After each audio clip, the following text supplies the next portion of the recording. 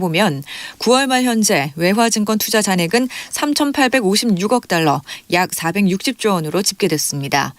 주요 기관 투자가로는 자산운용사와 외국한 은행, 보험사, 증권사가 포함되며 개인 투자자는 제외됩니다. 날씨입니다. 오늘은 전국에 구름이 많겠고 동해안에는 건조특보가 발효 중입니다. 내일은 전국이 흐리고 새벽에 서쪽 지역부터 비가 시작되겠습니다. 아침에 전국으로 확대돼 오후에 경기 동부와 강원 내륙, 저녁에는 충청과 남부 내륙, 제주 산지에 비 또는 눈이 내린 다음에 밤에 대부분 그치겠습니다. 예상 강수량은 남해안과 제주도가 10에서 50mm입니다. 아나운서 이현주였습니다. KBS 1라디오 4시 경제뉴스를 마칩니다. KBS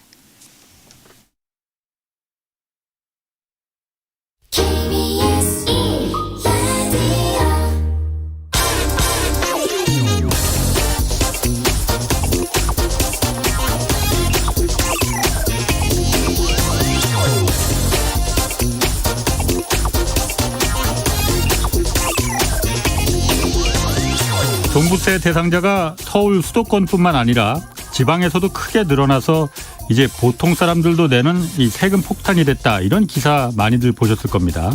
그런데 한 언론사에서 분석한 기사가 눈에 띄어서 좀 소개할까 합니다. 세종시에서 올해 종부세 고지서를 받은 사람이 11,000명 정도 된다고 합니다. 11,000명 정도요. 그런데 세종시에 이 종부세 기준인 시가 16억 원 이상 되는 주택은 82채밖에 안 된다고 합니다. 그런데 어떻게 11,000명 정도가 종부세 대상자가 됐을까요? 주소지는 세종시에 있지만은 수도권이나 다른 지역에 집을 또 갖고 있는 사람들이 그만큼 많았다는 얘기입니다. 부산도 종부세 고지서를 받은 사람은 46,000명이 넘었지만은 부산의 종부세 대상 주택은 6,400채에 불과했습니다. 인천은 23,000명 종부세 내야 하지만은 인천에서 시가 16억 원 이상의 종부세 주택은 딱 386채였습니다. 특히 9천여 명이 종부세를 내야 하는 충청북도 충북의 경우에는 종부세 대상 주택이 딱 7채 있었습니다. 다주택자를 중심으로 해서 종부세 부담이 커진 건 물론 사실입니다. 그렇지만 종부세가 이거 마치 집 한 채 갖고 있는 전국의 대다수 사람들이 내는 이 보통 세금인 것처럼 말하는 게 이게 정상적인 언론이라 이렇게 말할 수 있겠습니까? 네, 경제와 정의를 다잡는 홍반장, 저는 KBS 기자 홍사원입니다. 코로나19 예방 백신 추가 접종 조기 시행 안내부터 좀 고지해드리겠습니다. 추가 접종 조기 시행 대상자는 다음과 같습니다. 기본 접종 완료 후 2개월 경과된 면역 저하자, 얀센 백신 접종자, 기본 접종 4개월 경과된 60세 이상, 또 요양병원 및 감염 취약시설 대상자, 의료기관 종사자, 기저질환자, 기본 접종 5개월 경과된 50대 연령층, 그리고 우선 접종 직업군으로 경찰, 소방 등이 있습니다. 추가 접종 기한이 이미 경과된 분은 예약 없이 SNS 및 의료기관 예비 명단을 활용해서 자녀 백신으로 접종 가능합니다. 사전 예약은 누리집, 또 전화 1339 및 지자체 콜센터, 주민센터를 통해서 가능합니다.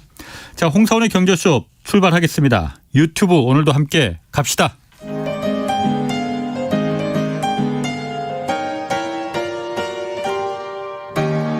대한민국 최고의 경제 전문가와 함께합니다. 믿을 만한 정보만 쉽고 정확하게 전해드립니다. 홍사훈의 경제쇼. 네, 미국 정부가 중국 기업 12개를 지금 수출 통제 블랙리스트 기업에 추가했습니다. 미국과 중국의 패권 싸움이 지금 어떤 양상으로 흘러가고 있는 건지 오늘 좀 그래서 자세히 알아보겠습니다.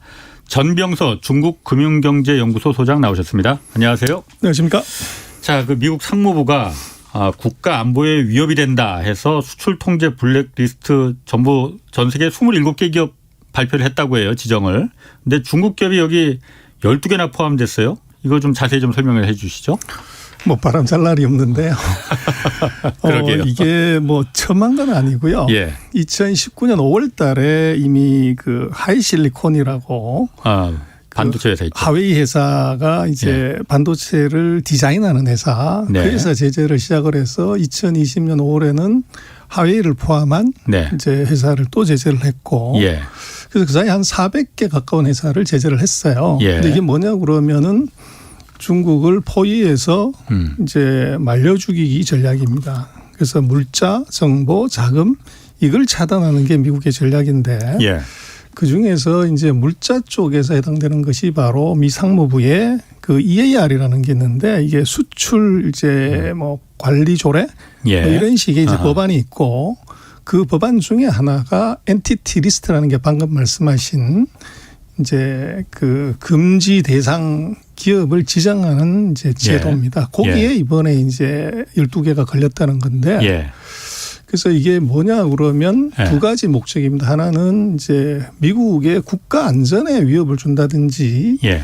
외교에 영향을 주는 이 품목은 이것은 이제 제재 대상에 올라간다. 그러니까 어떻게 수출을 못 미국에서 중국으로 다른 나라에 수출을 못하게 한다는 거죠. 그 부분에 대해서. 수출을 못하게 하는 건 아니고요. 예.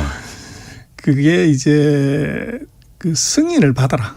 상무부에 도장을 아. 찍어야 된다. 예. 예. 아하. 근데 상무부가 그 리스트에 있는 회사에 도장을 안 찍어주죠. 그래서 우아하게 이제 그 차단을 하는 방법이고. 네. 그래서 그럼 뭘 제재를 하냐 그러면 미국 기술이 뭐 장비 재료 소재 뭐든지 간에 25% 이상 들어간 것은 다 승인을 받아라. 네. 그런데 이번에 12개 회사는 뭐가 주로 포함이냐 하면 반도체 설계 디자인 예. 또는 장비 예. 요 관련되는 회사들이에요. 예. 그래서 반도체를 제재하기 위한 이제 후속 조치다. 예. 이제 그렇게 봐야 될 것 같아요. 아, 주로 다른 분야보다 반도체에 딱 포커스를 맞춘 거군요. 이번에는 반도체 회사들이 대부분 들어가 있습니다. 그럼 이게 1년에 한 번 이렇게 어떤 블랙리스트 기업을 지정하는 거예요? 아니면 서로 아닙니다. 또 할 수도 있는 거예요? 아닙니다. 그럼 미국 맘대로입니다. 아, 그래요? 그럼 이번엔 반도체만 했지만 그다음에 또 무슨 뭐 다른 화학 뭐 이런 게 될 수도 있는 거예요? 그러면? 그렇습니다. 그건 뭐 이제 그 미국이 만들어 놓은 법에 그 미국 마음대로 지정하는 거죠. 그렇군요. 그럼 중국 상무부도 그래서 반발은 했어요. 그러니까 이게 이렇게 블랙리스트 특히 뭐 중국 기업을 이렇게 많이 포함시켜 놓은 거는 뭐 세계 공급망 회복에도 이게 그 더디해질 뿐더러 경제 회복도 이게 좋지 않다. 반발은 했는데 그냥 뭐 중국 상무부가 그냥 반발하는 정도로 끝나는 겁니까? 아니면 뭐 어떤 맞상대 뭐 보복 이런 게 좀 진행되고 있는 건가요? 중국 입장에선? 그냥 해보는 소리고요. 예. 그래서 이게 뭐 중국이 대항할 수 있는 어떤 방법이나 제도가 있는 건 전혀 아니에요. 예. 반도체 기술이나 이제 반도체 장비 재료 소재는 이것은 예. 뭐 미국이 뭐 9대 빵, 10대 빵 정도로 강하기 때문에 네. 중국으로서는 그냥 일방적으로 당하는 것이지 예. 그렇다고 해서 이제 이런 걸 제재를 했을 때 가만히 있으면 바보처럼 보이니까 아하. 거기에 이제 정부 체면 예. 또 이제 부처의 체면 이런 것 때문에 얘기를 하는 건데 예. 뭐 이게 세계적인 공급망 뭐 중국의 조그마한 반도체 회사 하나가 글로벌 서플라이 체인에 뭐 영향을 받는다 예. 이렇게 볼 수는 없죠. 그래서 중국은 영향을 크게 받는데 예. 다른 나라들이 그게 크게 타격받는다. 그건 그냥 핑계일 뿐이죠. 그렇군요. 그럼 아까 그 전 소장님 말씀하신 대로 그냥 미국 마음대로 뭐 시기나 뭐 그냥 뭐 이렇게 이거 블랙리스트로 정할래 하면 된다면은 어쨌든 세계 무역기구나 WTO나 뭐 이런 게 다 국제기구들이 있잖아요. 그런 데가 이제 이런 불공정한 불합리한 그 무역 그 형태 같은 걸 좀 그 견제하고 그러는 걸 텐데 그거는 가능하지 않아요? 그러면은? 이제 그게 별로 효과가 없는 거죠. 미국이 이제 WTO는 탈퇴해버리겠다. 예. 뭐 이런 쪽으로 협박을 하고 실제적으로 미국이 예. 안 지키기 때문에. 예. 그래서 지금은 이제 WTO 역할이 그 소송을 하더라도 예. 그게 강제력 구속력이 없기 때문에 예. 그냥 명분만 쌓을 뿐이지 실익이 전혀 없죠. 그래서 뭐 2년 3년 소송하는 사이에 이미 기업은 말라 죽고 없기 때문에 예. 실제적으로는 실익이 전혀 없다. 이제 그렇게 볼 수가 있죠. 뭐 그게 맞는 건지 잘 모르겠는데 어쨌든 그러면은 이게 시점이 그 미국하고 중국하고 정상회담이 물론 이게 화상회담이긴 했어요. 직접 만난 건 아니고 얼마 전에 있었잖아요. 네. 한 보름도 안 됐잖아요, 이거. 그렇습니다. 그런데 그때 그래서 미국하고 중국하고 이제 싸우기만 으르렁대다가 이제 좀 서로 좀 그 이제 좀 친해지려고 하나 보다 그런 기대도 좀 있었는데 갑자기 이렇게 또 블랙리스트로 지정하고 그런 게 왜 그런 걸까요? 의도가 있는 건가? 아니면은 그냥 원래 예정돼 있던 걸까요?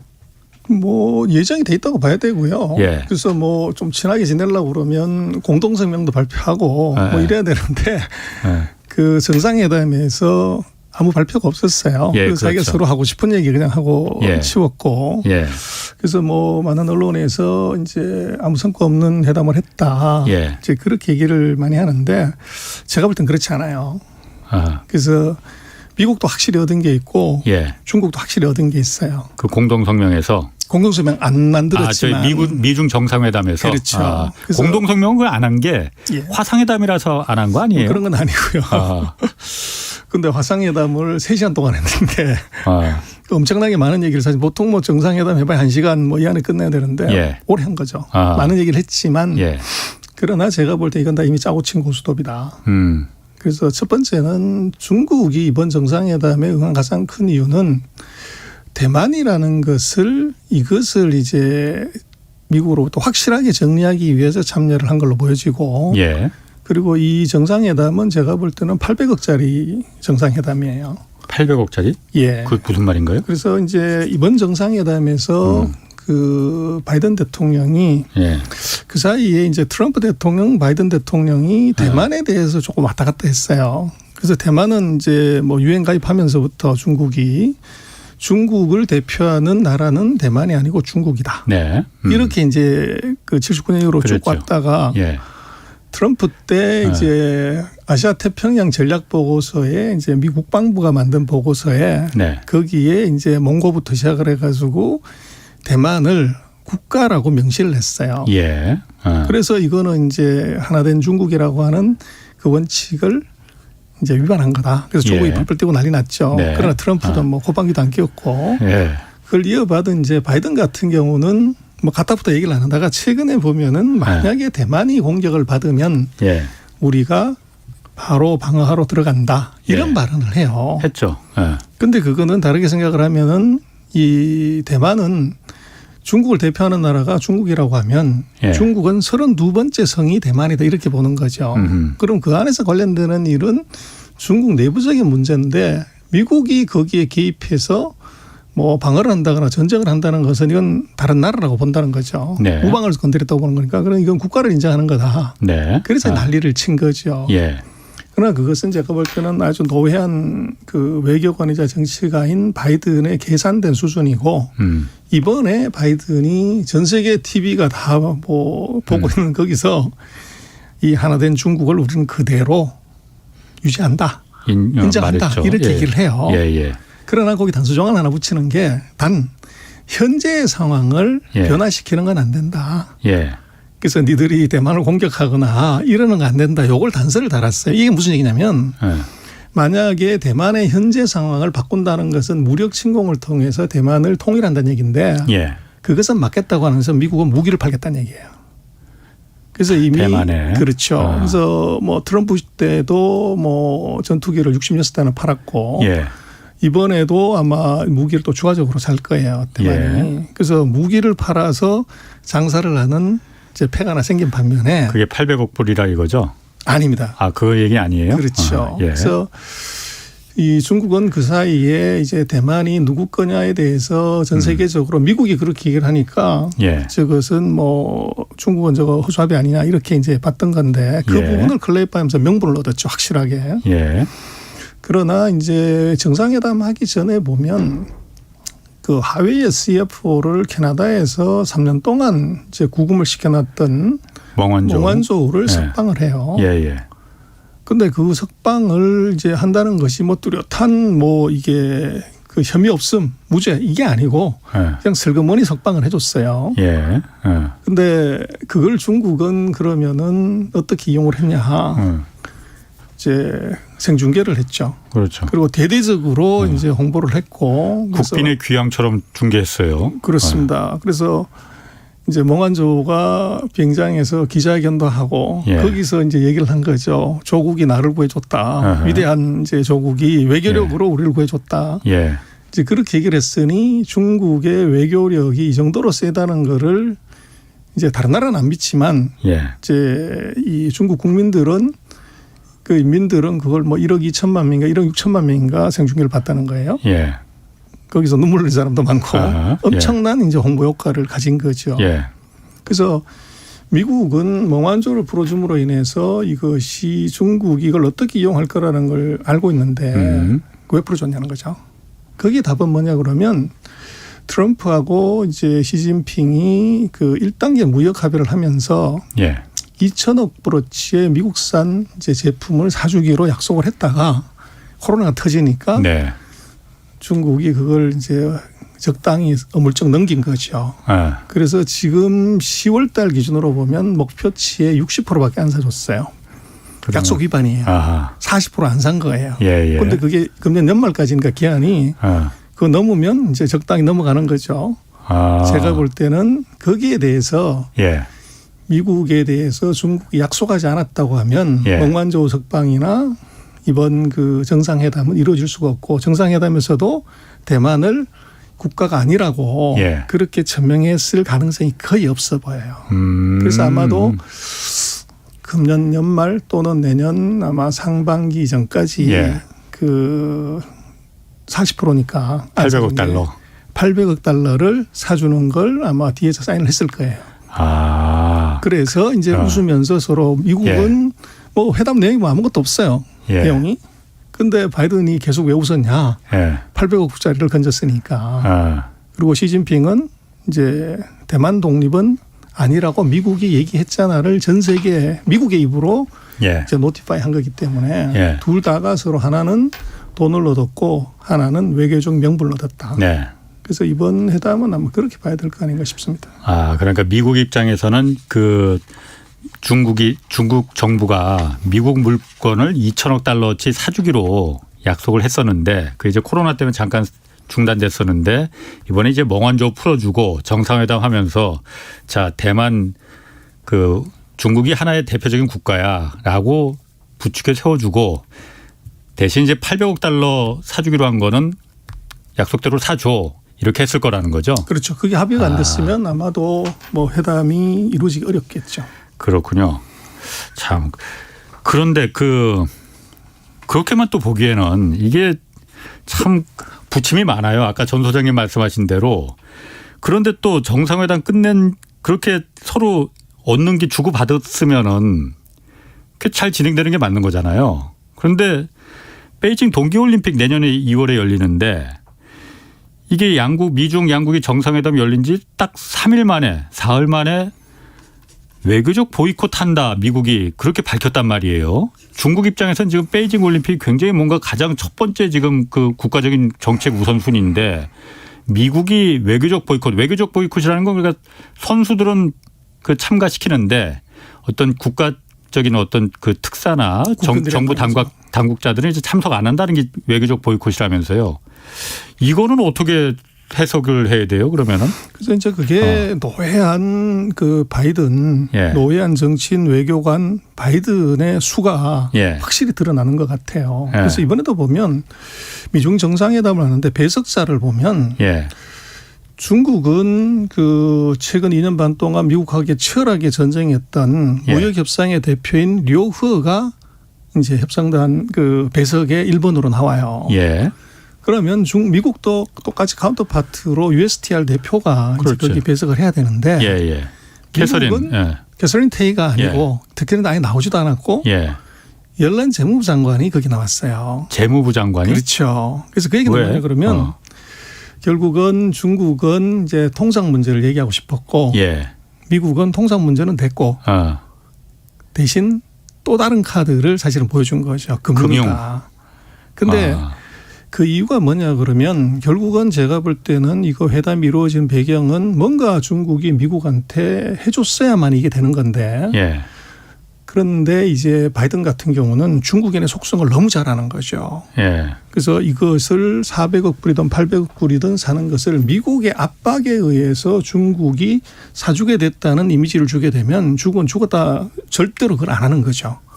그래서 이번 회담에서 당연히 얘기할 수 있는 건 미국이 정당하게 주장할 수 있는 이게 너의 약속 안 지키냐 이걸 세게 몰아치고 야단치고 또 그것이 대통령 이야기는 좀 그러면 이제 실무 책임자 USTR 대표가 아주 세게 몰아붙여야 되는데 그걸 단 한마디도 안 했다는 거죠.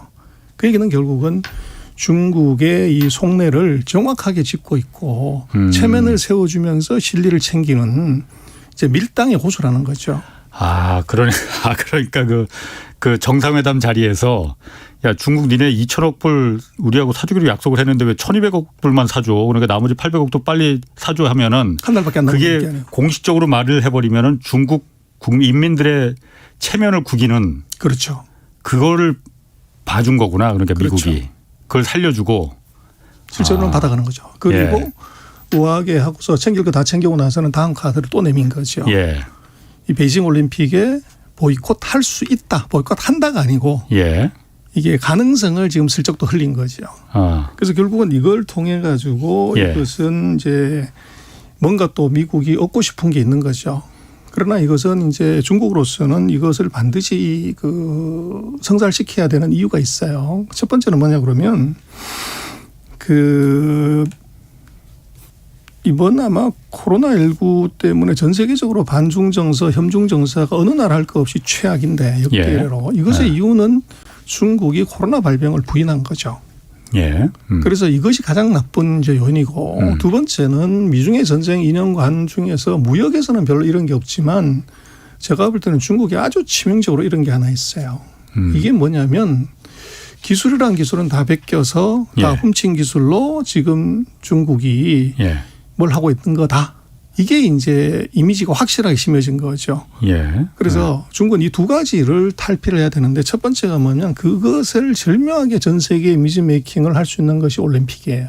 올림픽을 하면 전 세계 기자들이 다 오지 않습니까? 말씀하신 것처럼 예. 외교적 보이콧 때문에 외교사절이나 뭐 정부 공무원들은 안 오지만 예. 선수가 오면 기자는 당연히 올 건데 그렇죠. 첫 번째 뭐라면 코로나19는 발병이 문제가 아니라 예. 방역이 문제였다는 거를 요거를 각인시키려고 그러는 거죠. 그래서 아마 지금 중국이 코로나 관리를 세게 하기 때문에 하루에 뭐 31명, 뭐 50명이 안 돼요. 발병자 수가. 예. 그런데 아마 내년 1월 달 정도가 되면 아마 제로가 만들 것 같아요. 예. 하나도 없다. 그래서 첫 번째 코로나가 클린한 코로나 청정국이라는 이거를 아마 만들 거고 그렇게 되면 예. 미국이 지금 뭐 10만 명, 뭐 유럽이 몇만 명 그러는데 이것은 이 관리의 소홀로 인한 이제 이게 전염병이지 발병이 그렇게 중요하지 않다는 거를 이 올림픽을 통해서 이게 이미지 변신을 할 수가 있고 예. 두 번째가 중요한데 중국은 기술을 베끼는 이제 산자의 짝퉁의 나라가 아니라는 걸 이번에 보여줄 수가 있는 것이 지금 세상은 다가 4차 산업혁명을 얘기하는데 네. 4차 산업혁명이 뭐냐고 그러면 바로 눈에 보이는 것이 자율주행 자동차란 말이에요. 예. 그래서 자율주행 택시, 버스 뭐 이런 것들이 미국이나 뭐 한국도 테스트만 하고 있지 어느 나라도 실제적으로 사용하는 데가 없어요. 그렇죠. 그런데 지금 중국은 베이징에서 예. 그 로봇 택시에서 이 바이두가 자율주행 택시를 제한된 지역에서 지금 운행을 해요. 그리고 이번 올림픽 때 그 올림픽을 개최하는 그 지역 우리 같으면 이제 예를 들어 용평이다. 뭐 예. 이제 그 지역 전체를 대상으로 해서 첫 번째 자율주행 택시, 자율주행 버스를 이번에 운행을 합니다. 예. 그리고 두 번째로는 이제 안면 인식 기술이 중국이 대단히 많이 발전했는데 그렇죠. 모든 경기장에서 예. 입장하고 사람 체크할 때 예. 표 받는 사람이 없을 겁니다. 전부 안면 인식으로 다 해결하는 거죠. 그리고 이제 모든 결제 이거는 중국이 개발한 EPDC는 뭐 서방세계는 CBDC라고 그러지만 중국은 그렇게 얘기를 안 해요. EPDC라고 하는 전자화폐를 디지털 화폐를 공항에서 내리면서부터 올림픽 끝날 때까지 예. 이 내리면 핸드폰에다가 그것을 심어주는 거죠. 네네. 화폐를. 그렇게 해서 다 쓰게 하면 뭐 기자들 입장에서는 뭐 그것이 옳고 그름을 떠나가지고 자기가 본대로 일단은 보도를 하게 되잖아요. 그렇죠. 그럼 예. 전 세계 어디에도 없는 4차 산업혁명의 전자화폐, 안면인식, 자율주행 예. 이것을 그대로 구현하는 나라가 미국도 아니고 한국도 아니고 일본도 아니고 유럽도 아닌 중국이라고 하는 것을 보여주는 순간에 예. 전 세계 기자들이 다 보여주는 순간에 중국은 우리가 기술 작동국이 아니고 예. 이게 이제 중국의 진짜 실력이다. 이렇게 이미지 메이킹을 할 수 있는 거죠. 예. 그래서 중국은 이번 올림픽을 이제 반드시 하려고 하고 예. 미국은 이제 그렇게 되면은 이것이 지금까지 주장했던 많은 부분에 이게 손상이 오게 되죠. 예. 그래서 이걸 보이콧을 하려고 하는데 또 중국이 아주 이 영악한 것이 최근에 그렇게 발표를 했어요. 우리는 이번 올림픽에서 관광객은 안 받겠다. 중국이? 그렇죠. 그렇게 먼저 발표를 했어요. 예. 그래서 선수하고 기자만 받는다는 거죠. 그러면 오고 싶어도 못 온다는 얘기인데 예. 그래서 이 보이콧을 대비해서 오라고 그랬는데 관광객이 하나도 안 오면 그건 망신이니까 예. 먼저 이걸 막아버렸다는 거죠. 그래서 그렇게 놓고 보면 이제 밀당을 한 거고 그래서 결국은 이것은 뭐 정치권의 어떻게 보면 국제 정치에서 편가르기다. 예. 그렇게 봐야 될 것 같고 아마도 미국의 우방들은 거의 아마 참여를 안 하겠지만 중국이 이제 1대1로라고 하는 프로젝트를 통해서 거의 예. 150개, 170개 나라의 이제 제3세계 국가들 이 국가들은 초청을 하면 이 국가들은 다 올 가능성이 있죠. 그렇겠죠. 그래서 그렇게 돼. 이것이 이제 미국하고 친한 우방들하고 중국하고 예. 친한 우방이 누군지가 이번 올림픽에서 아마 국가 원수나 대통령이나 수상들이 오는 걸 보면 예. 극명하게 갈라질 수가 있다. 그렇게 볼 수 있을 것 같습니다. 그럼 아까 저는 이번에 베이징 올림픽이 동계 올림픽이 중국이 그런 계획을 갖고 있을 거라는 거는 그런데 그럴 것 같아요. 제가 중국 그 당 지도부라 하더라도 이번을 통해서 중국의 어떤 그 새로운 혁신 이걸 갖다가 전 세계에 보여주겠다. 그리고 중국이 그런 어느 정도 준비가 지금 그 돼 있다고 하셨잖아요. 그러니까 그런 부분을 보여주면은 지금까지 전 세계인들이 갖고 있었던 중국에 대한 그 부정적인 인식 분명히 있습니다. 그런 부분을 일거에 해소시켜 줄 수 있다. 그러니까 코로나에 대한 부정적인 인식, 그다음에 아까 기술을 아무거나 베낀다. 그냥 그 좀 후진국적인 그 그렇죠. 행태다라는 걸 완전히 일거에 불식시킬 수 있는 그 기회가 될 수 있다는 거군요. 그러면은 그런 부분에 대해서 지금 미국이 외교적 보이콧을 한다는 게 지금 말씀하신 그 명분입니까? 그러면은 그걸 갖다 좀 어떻게 좀 그 뭐라고 해야 되나 희석시키고 좀 이렇게 하기 위해서 그 보이콧을 한다는 거예요? 그렇죠. 그런 부분에 대한 그래서 이제 그게 중국이 크는 걸 좀 막기 위한. 그렇습니다. 그래서 뭐 그게 미국 빼고 다른 나라들이 다 참여하게 되면 예. 그것은 이제 엄청난 홍보 효과를 누리게 되지 않습니까? 예. 그래서 홍보라는 것이 많은 사람이 보고 듣고 예. 체험하는 건데 그걸 예. 못하게 하려면 보이콧을 하는 게 맞죠. 그러나 이제 문제는 사실은 이게 인권 문제, 신장 위구르 문제나 최근에 뭐 미투 문제 이런 것 가지고서 얘기를 하는데 예. 뭐 올림픽 정신에 보면 인종이나 뭐 이런 거 갖고서는 이제 올림픽 참가를 보이콧하는 것이나 안 하는 거는 그건 이제 조금 문제가 있죠. 그래서 예. 제가 볼 땐 지금 얘기하는 중국에 대한 보이콧의 문제는 그냥 데코레이션이고 예.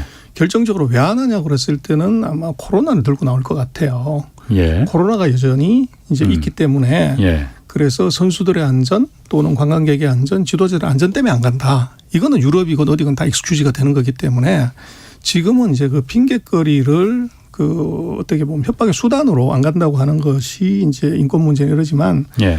아마 정식적으로 합법적으로 가려고 하면 그건 코로나 들고 나올 거예요. 아니 그런데 그거는 코로나 때문에 안 가겠다고 하는 거는 지금 선수들은 보내겠다는 거잖아요. 그렇죠. 그럼 선수들도 그럼 보내질 말아야지. 그럼 코로나 때문이라면은. 그래서 그게 이제 뭐 그렇게 되면 보이콧을 해야 되는데 예. 그게 완전 이제 보이콧. 그건 그렇죠. 부담스럽지. 그렇죠. 예. 그래서 뭐 인류의 축제를 미국이 예. 주도해서 이제 역사상 처음으로 전쟁이 난 것도 아닌데 스톱시켰다. 예. 그러면 그것은 엄청난 부담이 사실은 생기죠. 예. 그러면 일단 그 외교적 보이콧에 그러니까 그 내부적으로는 그런 이유가 지금 전 소장님 말씀하신 중국이 새로운 혁신적인 국가로 세계 만방에 보여주는 걸 좀 희석시키기 위한 그런 의도가 있지만은 표면적으로 내세우는 거는 인권 문제, 신장 위구르 이쪽의 문제를 지금 표면적으로 들고 나오는 거잖아요. 근데 그거 말고도 지금 얼마 전에 지금 댓글에도 몇 분들이 좀 그 얘기를 하는데 그 얼마 전에 그 중국의 그 테니스 스타 그분은 어떻게 됐냐고 물어보는 분들도 많아요. 펑수아이라는 선수 있잖아요. 이분이 그 성폭행 사실 폭로한 뒤에 그 행방불명 됐었잖아요. 네. 그리고 또 뭐 이분뿐만이 아니고 한 몇 년 전에는 또 그 누구예요? 판빈빙 네. 유명한 여배우잖아요. 이분도 한 100일 정도 실종됐었는데 결국은 두 사람 다 다시 나타나긴 나타났어요. 중국에서는 어쨌든 이렇게 사람들 사라지는 게 그렇게 아까 말씀하신 대로 자율주행차니 안면인식이니 디지털 화폐니 이런 걸 갖다 혁신적인 걸 이제 그 세계를 이제 선도하겠다는 나라인데 이렇게 사람 막 사라지고 그러는 게 일상적으로 그냥 그 중국에서는 이거 별로 그렇게 심각하게 생각하지 않아요. 왜냐하면 제가 이걸 왜 물어보냐면은 중국 매체들이 별로 이런 거 보도 안 하거든요. 예, 그래서 그거는 결국은 이제 국민의 민도 또 예. 국가 발전의 수준 이게 다 이제 법치 이것도 국가의 수준하고 관계가 있는 거죠. 그래서 뭐 중국이 지금 인당소득 $10,000 그럼 우리 80년대 말 90년대 초 정도 예. 그 정도 이제 수준이기 때문에 예. 그 민도나 법에 대한 인지가 굉장히 이제 낮다 이렇게 볼 수 있고 이제 근본적인 것은 이게 중국이 그렇게 하는 것이 중국으로서는 합법이라는 거예요. 아 그게? 예. 아. 그래서 중국이 2012년 3월 달에 형사소송법을 개정을 해요. 예. 그 형사소송법 73조에 보면은 국가안보나 테러 또 이제 심각한 뇌물 뭐 이런 혐의가 있을 때는 그게 특정한 장소를 지정을 해서 예. 이게 이제 구금을 할 수 있다는 조항이 있어요. 그래서 최대 6개월 동안. 예. 그래서 이게 이제 결국은 보면은 뭐 RSDL이라고 얘기를 하는데 이게 이제 서방 세계 관점에서 보면 이제 강제 구금이죠. 네. 강제 구금인데 그것이 법에 규정이 돼 있어요. 그래서 이제 중국으로서는 우리는 합법적으로 했다. 예. 그래서 그게 악법도 법이니까 이제 그렇게 해서 지금 얘기하신 그 문제가 되는 사람들 그리고 사실은 뭐 국가 안보나 예. 테러 위협이나 반부패나 뇌물이라는 것이 절대적인 기준이 없잖아요. 그렇죠. 그래서 코에 걸면 코걸이, 귀에 걸면 귀걸이 그러다 보니까 이제 많은 사람들이 거기에 이제 그 해당이 됐고 그래서 이번 같은 경우를 놓고 보면은 뭐 중국으로서는 이게 그 법에 따라서 집행했다고 하는데 예. 이번에 사건은 약간 달랐던 것 같아요. 그 펑수아이 테니스 선수 예. 같은 경우는 그러니까 판빙빙은 뭐 탈세 문제니까 그렇다 쳐도 합법이라 하더라도 펑수아이는 성폭행당해서 억울해서 폭로한 건데 그게 뭐 반국가니 테러니 탈세하고 반부패 이런 거하고 무슨 상관이 있을까? 그렇죠. 그래서 이제 예. 이게 그 사회 통제 시스템이 중국이 결국은 뭐 PR이라는 게 예. 이게 회사도 PR을 하지만 자기가 알리고 싶은 거 알리고 숨기고 싶은 거 숨기는 거 아닙니까? 네네. 근데 중국이 지금 하고 있는 것은 바로 PR을 하는 거. 자기가 알리고 싶은 거 말이고 숨기고 싶은 것은 숨기는데 예. 재미난 것은 이번에 펑수아이 사건 같은 경우는 빨리 그것을 삭제를 했지만 인터넷에 올라온 거를 그리고 이제 뭐 과거의 다른 이제 실종 사건에 비하면 굉장히 빨리 펑수아이가 다시 등장을 해요. 예. 등장을 해서 뭐 세계 언론에 다시 이제 등장해서 난 잘 있다 뭐 이제 이런 걸 보여주는데 예. 이것이 지금 이제 중국으로서는 그 엄청난 이제 타격을 받은 게 있어요. 그래서 지도자의 도덕성. 아하. 그래서 중국은 그 9,500만 명의 공산당원이 있지만 예. 그걸 실제적으로 나라를 운영하는 사람은 7명의 상무위원들이 나라를 다스리고 그중에서 이제 당서열 1번이 주석이 되는 거죠. 예. 그런데 말씀하신 지금 장가오리 같은 경우는 7명의 상무위원 중에 1명이에요. 그래서 중국은 뭐 이론상으로 보면 7명의 황제들이 공동으로 나라를 다스리는 집단 지도 체제인데 예. 그 7명의 황제 중에 하나가 이제 말도 안 되는 그 행위를 한 거고 예, 예. 이건 범죄 행위라는 거죠. 예. 그래서 중국은 이것이 이제 이 한 사람의 어떤 일탈이라고 보는 것이 아니라 지도자들 전체의 이미지 손상으로 인지를 하는 거죠. 그렇겠네요. 그래서 시진핑이 그 집권하면서 이제 뭐 9,500만이나 되는 당 이걸 잘 관리를 하기 위해서는 당을 엄격하게 이제 관리해야 된다고 그래서 종엄치당을 해야 된다고 하는 거를 예. 이제 한 5년간의 그 국정 아젠다 하나로 집어넣었어요. 그런데 이게 최고 지도자 중에서 한 명이 이런 일이 나타났기 때문에 예. 이것은 이제 국가 지도자들의 이미지를 이걸 손상하는 게 빨리 쓸어 묻어야 된다. 예. 이게 이제 잽싸게 이것을 가린 이유고 예. 또 그러고 이것이 이제 그 어떻게 보면 뭐 정당한 거다. 이렇게 보여주려고 이제 빨리 예. 그 언론에다가 이제 내보낸 거죠. 그리고 만약에 뭐 펑수아이 같은 경우가 세계적인 스타가 아니었다 그러면 예. 다른 세계가 관심을 갖지 않는다 그렇죠. 그러면 이제 뭐 그렇게 쉽게 되기가 어렵고 예. 또 물론 이제 펑수아이 자체도 자기가 세계적인 스타이기 때문에 예. 그렇게 미투 폭로를 할 수 있었지 일반인 같으면 현실적으로 굉장히 어렵다고 그렇지. 볼 수 있죠. 그 성폭행했다는 그 국무위원 그 장가오리인가 그 사람은 어떻게 됐어요? 뭐 징계를 받았어요? 아닙니다. 이미 은퇴를 했고 예. 그래서 이제 이것이 또 다른 측면에서 보면 시진핑의 권력 강화에 아주 중요한 계기가 될 수 있어요. 예. 중국은 그 장제민 주석이 집권했을 때 이제 길러놓은 인재들 예. 그 사람들이 이제 상해방이라고 명명하는 이 사람들이 최근 20년 동안 중국을 좌지우지했었고 최근 10년간은 이제 후진타오 주석이 집권하면서 그 길러놓은 인재들 이제 공청단이라고 하는데 이 사람들이 이제 예. 있었지만 시진핑 집권한 최근 9년 동안 이제 시진핑 집권의 가장 그 걸림돌이 됐던 것이 바로 상해방이에요. 그런데 장가오리는 상해방에서 지금 2명의 어떻게 보면 대표 선수 중에 1명이에요. 예. 그래서 이 사람이 도덕적인 이제 결함을 보였기 때문에 예. 상해방을 이제 압박하고 어떻게 보면은 누르는데 예. 아주 결정적인 그러네요. 단서를 사실은 제공을 해버린 거예요. 그러네. 예. 그래서 지금 상해방으로서는 굉장히 곤혹스러운 예. 뭐 중국 전체로 보면 굉장히 창피한 일이지만 예. 시진핑 정부로 놓고 봐서는 이제 정파 간의 싸움에서는 예. 확실하게 시진핑이 상해방을 제압할 수 있는 예. 그런 이제 계기가 돼버린 그랬군요. 그런 상황도 벌어진 거죠. 자, 그리고 또 그 미중 하여튼 그 갈등 여파 이게 우리한테 직접 특히 반도체 놓고 벌이는 갈등이 직접 영향을 끼치는 일이 현실로 나타났어요. 그 미국 정부가 그 SK 하이닉스 중국 현지 공장에 그 첨단 장비 반입하는 걸 원하지 않는다. 미국 정부가 이렇게 보도가 나왔거든요. 이게 어쨌든 그 양국 미중 양국 틈새에서 한국 그 업계가 특히 반도체 업계가 상당히 곤란할 것 같은데 이거는 좀 어떻게 봐야 될까요? 이제 시작이라고 봐야 되는 겁니까? 그래서 이게 굉장히 그 우려스러운 사안인데요. 예. 그래서 제가 볼 때는 이것은 한국이 대중국 반도체 전략을 근본적으로 바꿔야 되는 예. 그런 사건인 것 같아요. 예. 그래서 뭐 우리가 지금 디램 반도체에서 세계 시장의 70% 72%를 먹는 최대 국가지만 네. 1980년대 뭐 이때만 해도 80년 90년만 돼도 우리가 상상을 못하는 이제 수준이었고 예. 일본이 뭐 전 세계 메모리 반도체를 다 석권을 했었어요. 심지어는 그렇죠. 1985년에 인텔이 예. 나 도저히 일본 디램 업체들한테는 안 돼서 예. 손 털어야 되겠다. 손 털고 그럼 우리는 CPU만 할래. 그게 예. 지금 인텔이거든. 그럴 예. 정도로 80년대 중반에 일본이 셌는데 예. 그 나라는 새도 떨어뜨리는 일본을 이 미국이 완전히 지금 반도체가 없다고요. 예. 그렇게 만든 핵심이 뭐냐면 미일 반도체 협정이라는 것을 5년 단위로 3번 개정하면서 그렇죠. 일본의 싹을 완전히 죽였어요. 초토화시켰죠. 근데 예. 그것이 지금 이제 놓고 보면 얼마 전에 그 미국 정부가 한국의 이제 하이닉스나 삼성한테 예. 그 정보 자료를 제출하라고. 요구를 해요. 예. 그 자료가 바로 예. 1986년에 미일 반도체 협정을 체결했을 때 미국이 일본 업체들한테 요구했던 것하고 거의 비슷해요.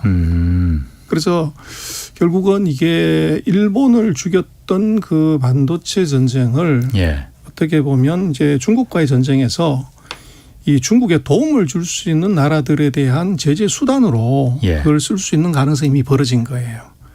그래서 미국으로서는 앞으로 4차 산업혁명 뭐 여기서 승부가 나야 되겠지만 4차 산업혁명에서 가장 중요한 인프라 하나는 바로 반도체인데 예. 이건 무조건 봉쇄해야 되는 거죠. 예. 그러다 보니까 예. 한국의 삼성이나 하이닉스가 이제 중국에 공장을 지었지만 이것을 이제 중국이 가야 되는 첨단 산업 쪽에서는 미국이 아마 우리 방송 시작 전에 그 뭐 지금 시작하면서 얘기를 하셨지만 엔티티 리스트에 올려놓은 것처럼 예.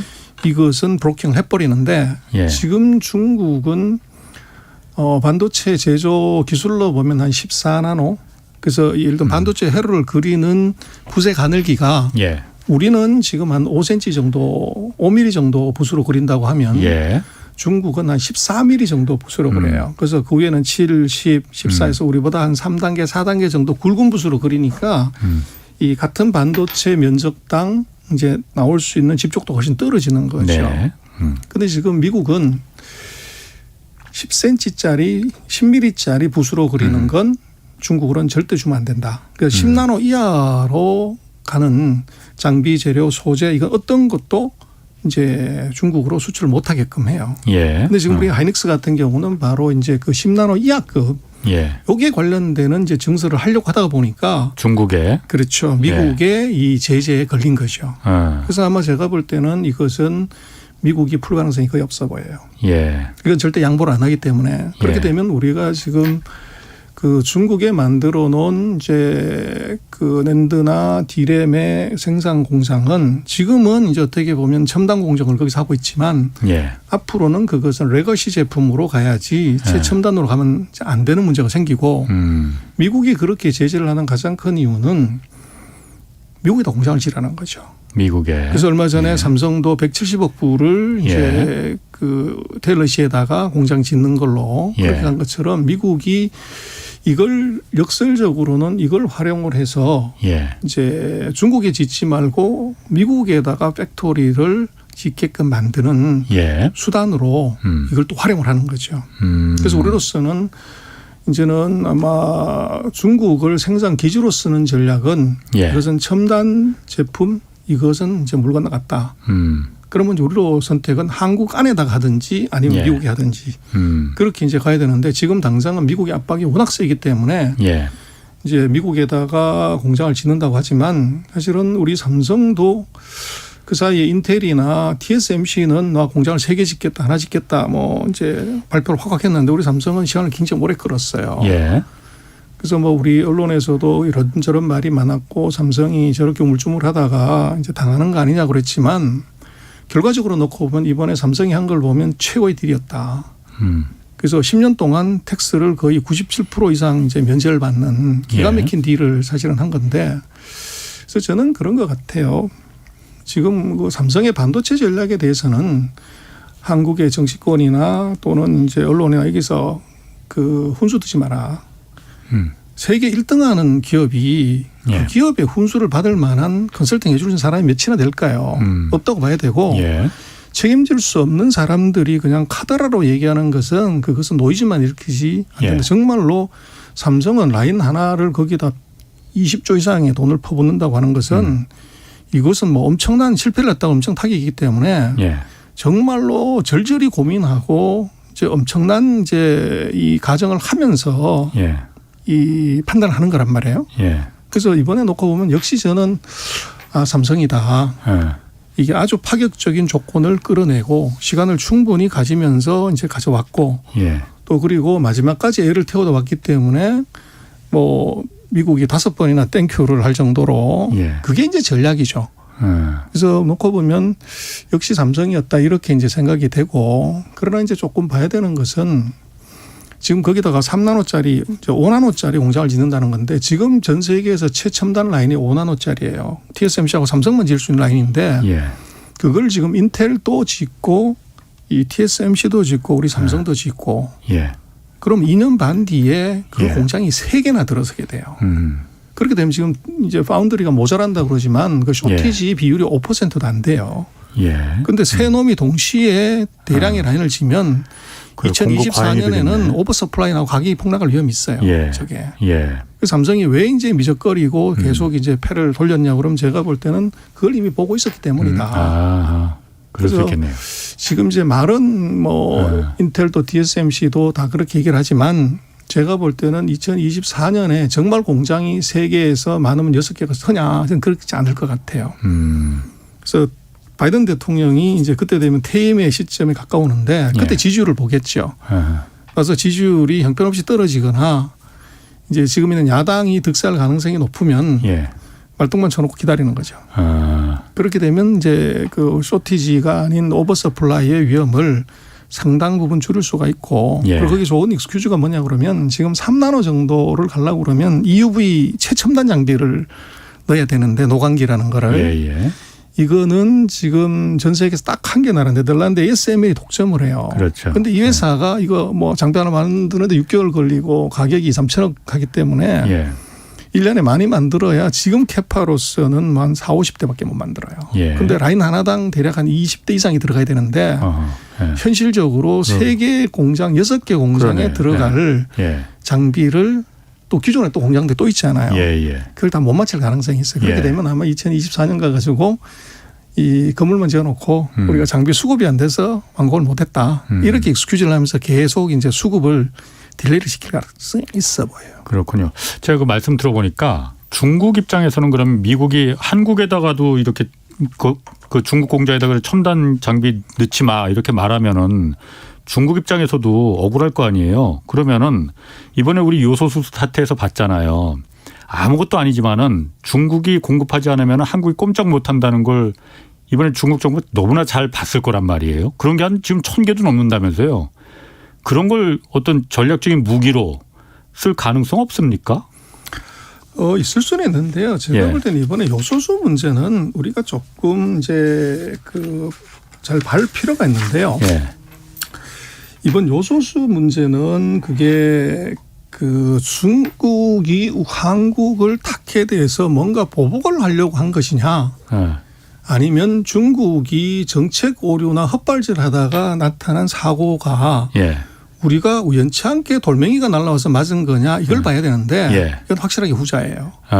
우연찮게. 그렇죠. 그래서 이번에 요소수 사태는 뭐 중국이 요소를 얼마를 수출하냐 그러면 연간으로 한 142억 불 수출을 해요. 예. 근데 그중에서 한국이 얼마를 수입하냐면 10%예요. 예. 근데 그걸 갖고서 뭐 중국 경제에 영향 미치는 것도 아니고, 근데 그게 왜 문제가 됐냐고를 따져보면 지난번에 잠깐 뭐 방송에 얘기를 했지만 중국이 뭐 에너지 절감, 탄소 중립 이걸 위해서 이 에너지 사용량을 이걸 이제 통제를 하는데 그게 9월 달까지 이제 어떻게 보면 목표치를 맞춰야 되는 각 성들이 목표 미달한 성들이 에너지 사용량을 줄이려고, 그래서 중국은 뭐 거의 60% 가까이가 그 화력 발전, 석탄 발전이기 때문에 이 당석이들 입장에서는 그걸 줄이려고 한 게 석탄 생산을 줄여버린 거죠. 예. 그래서 요소수까지 불똥이 떨어진 거고. 그렇죠. 그게 안 되니까 이제 문제가 됐고, 중국은 요소수가 아니고 그거는 요소 비료를 생산하는 거죠. 질소, 인산, 가리, 요소하는 그 석탄에서 그걸 뽑는데 자기네들로서는 생산이 안 되니까 요소 비료가 모자라게 생겼고, 그래서 그럼 요소 비료가 모자라는데 그럼 어떡할래? 당연히 내수 우선이고 수출을 줄이자. 다음이죠. 거기에 이제 한국이 정말로 의도치 않게 이번에 걸린 거고, 그래서 그게 중국이 한국을 보복하기 위해서 갔다든지 또는 이제 뭐 호주산 석탄을 수입을 못 해가지고 이게 생겼다. 이건 다 엉터리다. 그러니까 그건 근데 문제는 의도는 아닌데 앞으로. 근데 저는 그렇게 봐요. 이번에 우리가 치명적인 실수는 아니 공급망이 이게 우리만 그러냐 그런 게 아니라 중국이 월드 팩토리예요.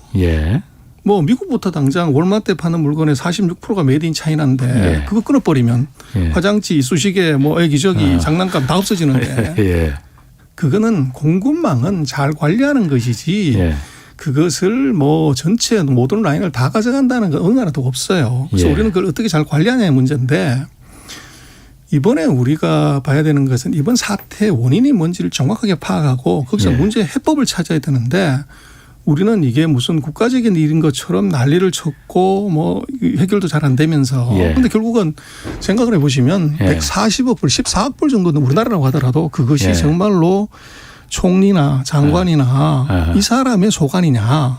아마 우리 같으면 산자부의 담당 국장 정도, 과장 정도 선에서 결정했을 문제란 말이에요. 그 라인을 정확히 찾아서 어떻게 해결하고 언제 해결하고 어떻게 하면 되는지를 파악을 했어야 되는데 우리는 그거는 안 하고 우리 큰일 난 얘기만 한 거고, 문제는 중국은 요소수가 우리한테 그런 영향이 미치는 거라고도 생각도 안 하고 있단 말이에요. 그런데 우리가 지금 1,800개나 되는 품목이 중국에 뭐 70% 80% 의존하게 되면 큰일 났다. 이걸 다 가르쳐 준 거죠. 그래서 제가 난 앞으로도 마찬가지지만 이것이 뭐 15년 전에 이미 우리가 원가 안 맞아서 사업성이 없어서 문 닫은 그 아이템을 지금 다시 국산을 한다? 그건 뭐 웃기는 얘기고요. 전 세계 어느 나라도 그렇게 하는 데가 없어요. 제가 볼 때는 오히려 지금 중국의 그리고 중국이 정말로 문제가 된다고 하면 더 큰 걸 갖고 해야지 그런 거 해갖고서는 이게 국가 명분도 쓰지 않을 뿐더러 그것이 경제적인, 그리고 그건 바로 국산해 버릴 수 있잖아요. 대체가 있단 말이에요. 그래서 제가 볼 때는 그건 크게 우려할 건 아니고 오히려 우리 쪽에서 중국에서 앞으로 그런 문제가 생겼을 때 이게 원인 사태 파악, 문제 해결을 어떻게 해야 되냐. 그리고 예를 들면 세컨더리 소스가 어디냐. 그걸 파악을 정확하게 하는 것이 오히려 중요해 보이고 이걸 갖고서 중국이 뭐 한국을 그 보복을 한다. 그렇게 하는 것은 아니 그 사이에는 그러면 뭐 20년, 30년 동안에 15년 동안에 계속적으로 그렇게 되어 왔는데 그럼 그렇지. 우리만 그런 건 아니라는 거죠.